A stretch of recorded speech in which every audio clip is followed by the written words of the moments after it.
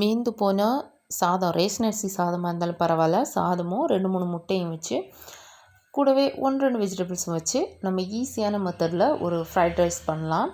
சிம்பிளாக, hotel style கிடையாது. வீட்டில் நம்ம இருக்கக்கூடிய கேரட்டு, பட்டாணி, அதுக்கப்புறமா வெங்காயம், இவ்வளோ தான். நான் வேறு எந்த ஸ்பெஷல் இன்க்ரீடியன்ட் எதுவும் ஆட் பண்ண போகிறதில்ல. இதை வச்சு ஈஸியான மெத்தடில் எப்படி பண்ணுறதுன்னு பார்க்கலாம். ஒரு பெரிய வெங்காயம் எடுத்துருக்கேன். அதை குட்டி குட்டியாக கட் பண்ணிவிட்டு, கொஞ்சமாக ஒரு மீடியம் சைஸில் சின்ன ஒரு கேரட், அதுக்கப்புறமா கொஞ்சம் பீன்ஸ் ஊற வச்சுருக்கேன். ஒருத்தர் சாப்பிடக்கூடிய அளவுக்கு சாதம் எடுத்திருக்கேன்.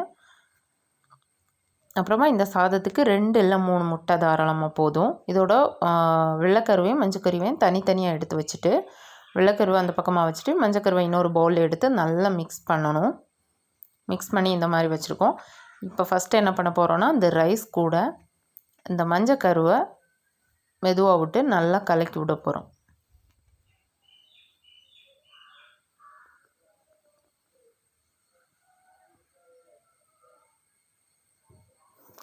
கலக்கி விடும்போது கொஞ்சம் தண்ணி மாதிரி தெரியும், பரவாயில்ல, அப்படி இருக்கட்டும். இனி பேனில் கொஞ்சம் எண்ணெய் விட்டு ஒவ்வொன்றே தனித்தனியாக வதக்கி எடுக்கலாம். வெங்காயத்தை ஃபஸ்ட்டு நல்லா ஒரு பொன்னிறமாக வறுத்து தனியாக ஒரு பிளேட்டில் வச்சுருக்கேன். அதே மாதிரி கேரட்டையும் கொஞ்சமாக வதக்கி ஒரு பாதி அளவுக்கு வேகணும், பாதிக்கு மேலேவே வேகணும், வதக்கி தனியாக எடுத்து வச்சுருக்கேன். அதே மாதிரி பட்டாணியையும் கொஞ்சம் வேக வச்சு எடுத்து அது கூடவே சேர்த்து வச்சுருக்கேன்.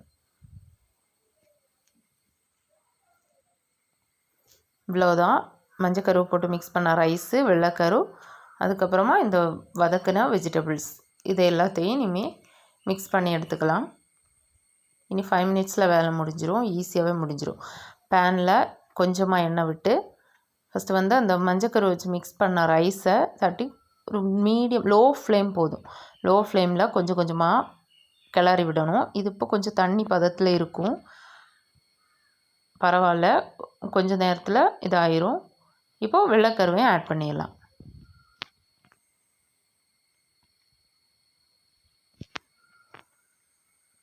கொஞ்சம் உதிரி உதிரியாக வர ஆரம்பிச்சிருச்சு.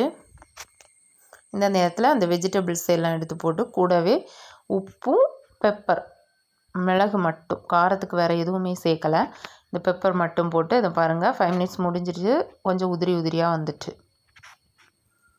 அவ்வளோதான். இனி இதே லோ ஃப்ளேமில் இதே மாதிரி ஒரு 2 மினிட்ஸ் கிளறி விட்டுட்டோன்னா அவ்வளோதான், வேலை ஈஸியாக முடிஞ்சிச்சு. காரம் அதிகமாக வேணுன்னா பெப்பர் ஆட் பண்ணிக்கலாம், உப்பும் அதே மாதிரி பார்த்து கூடவே அதிகமாக ஆட் பண்ணிக்கலாம். குழந்தைங்களுக்கு இந்த மாதிரி பண்ணி கொடுக்கலாம், ரொம்ப விரும்பி சாப்பிடுவாங்க. காரமும் அதிகமாக தெரியலை நிஜமாகவே. இந்த மாதிரி ட்ரை பண்ணி பாருங்கள், ஈஸியாக. பிடிச்சிருந்தா லைக் பண்ணுங்கள், ஷேர் பண்ணுங்கள், சேனலை சப்ஸ்கிரைப் பண்ணுங்கள். தேங்க்யூ.